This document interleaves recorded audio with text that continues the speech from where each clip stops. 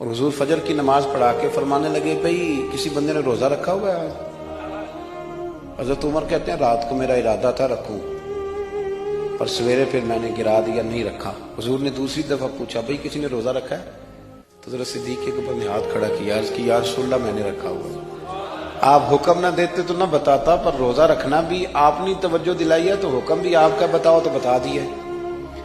حضرت عمر کہتے ہیں حضور نے فجر کی نماز پڑھائی، فجر کی۔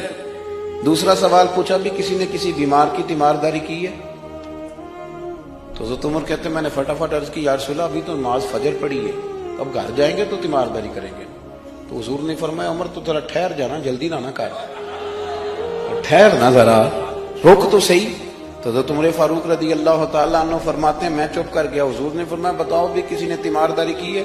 تو صدیق اکبر نے ہاتھ کھڑا کیا، عرض کی یا رسول اللہ عبد الرحمن بن عوف رضی اللہ تعالیٰ عنہ 2-3 دن سے نماز پڑھنے نہیں آ رہے تھے، رات میں نے پتہ کرایا تو پتہ چلا بیمار ہے، اور حضور مجھے یہ بھی پتہ ہے وہ میرا یار ہے، مجھے پتہ ہے رات کو جلدی سوچا پر تہجد میں ضرور اٹھتا ہے۔ تو حضور میں بھی ذرا فجر کے وقت جلدی اٹھا ہوں تو فجر میں آنے سے پہلے عبد الرحمن ابن عوف کی تیمارداری کر کے آیا ہوں۔ حضرت عمر کہتے ہیں میں نہ ہلکا ہلکا ڈھیلا پڑ گیا۔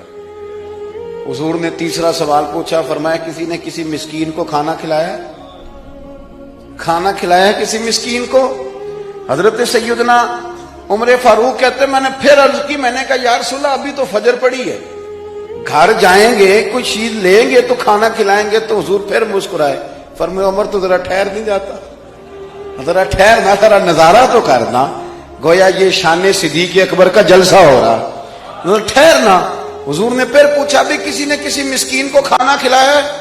تو حضرت عمر کہتے ہیں لوگ سارے دائیں بائیں دیکھ رہے تھے اور میں چپ کے ابو بکر کو دیکھ رہا تھا، کہ مجھے پتا تھا کہ بولنا اسی نہیں ہے، اور دل میرا کر رہا تھا کہ کہہ دوں دیو جناب جواب، دل میرا کر رہا تھا۔ وہ سمجھ گئے تھے کہ سونا راضی کن کاموں میں، بس یہ نقطہ انہوں نے پا لیا تھا۔ حضور نے فرمایا بتاؤ کسی مسکین کو روٹی کھلائی ہے؟ تو جناب سیدنا صدیق اکبر نے ہاتھ کھڑا کیا، عرض کی یا رسول اللہ سویرے اٹھا ہوں تو چھوٹا بیٹا بھی اٹھ گیا تھا، اور میرے وضو کرتے سنت پڑھتے ماں سے کہنے لگا بھوک لگ رہی ہے، تو ماں نے 2 روٹیاں بھی پکا دی۔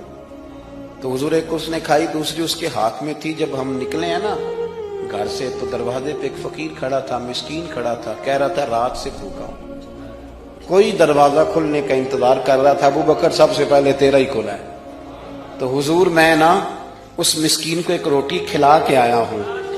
حضرت عمر فاروق کہتے ہیں میں نے گردن جھکا لی، اور میرے رسول کریم نے فرمایا اے اللہ میرے ابو بکر پہ رحم فرما، اللہ میرے ابو بکر۔ اس سمجھ گئے تھے، مزاج شناسا سمجھ آ گئی تھی کہ حضور کن باتوں میں، اور نہ اپنے اوپر وہ سارا کچھ طاری کر لیا تھا انہوں نے، طاری۔ ان کی ادائیں بالکل ڈھل گئی تھی نبی پاک کی اداؤں۔ 3 دن وہ غار ثور میں رہے تو ہمارے صوفیاء فرماتے ہیں کہ ان پر تجلیاں بھی پڑی محبوب کی معرفت کی۔ جب مدینے آئے نا نبی کریم کو لے کے، تو کچھ لوگوں نے حضور کی زیارت کی تھی، کچھ نے نہیں کی تھی، تو کچھ آتے تو نبی پاک کی دستبوسی کر کے بیٹھ جاتے، حضرت ابو بکر سے ہاتھ نہ ملاتے، اور کچھ صرف حضرت ابو بکر سے ہاتھ ملاتے اور حضور سے ہاتھ ہی نہ ملاتے۔ میری بات پہ توجہ ہے آپ حضرات کی؟ تو کچھ لوگوں کو نا شبہ ہونے لگا، وہ معاذ اللہ سمجھنے لگے کہ شاید یہی اللہ کے رسول ہیں۔ حضرت صدیق اکبر یہ کیوں شبہ ہوا؟ تو ہمارے محدثین فرماتے ہیں کہ ابو بکر صدیق بولتے بھی اس طرح تھے جو میرے نبی پاک کا طریقہ، بیٹھتے بھی اس طرح تھے جو رسول پاک کا طریقہ۔ کہتے ہیں انہوں نے امامہ باندھا ہوا تھا تو جو امامے کا پیچ حضور کا ڈھیلا رہ گیا تھا ان کا بھی ڈھیلا رہ گیا تھا۔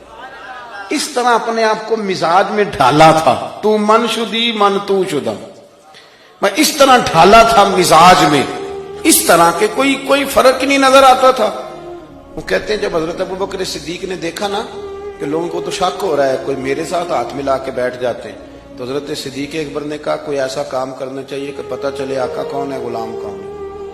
اٹھے، کندھوں پہ چادر تھی، وہ اتار کے نا تو حضور پہ سایہ کر دی، لوگوں کو پتہ چل گیا کہ سایہ کرنے والا کوئی غلام ہے، اور جس پر سایہ کیا جا رہا ہے وہ آقا ہے۔ کیا خوبصورت نقطہ لکھا ہے مفسرین نے، شارحین فرماتے ہیں تھوڑی دیر کے لیے حضرت ابو بکر صدیق نے حضور کے سر انور پر اپنی چادر کا سایہ کیا تھا. اللہ کے رسول نے احسان کا بدلہ یہ دیا، نیکی کا بدلہ یہ دیا کہ قیامت تک ان کی قبر پر اپنے گنبد کا سایہ فرما دیا. قیامت تک گنبد کا سایہ کر دیا ان کے مزار پر انور.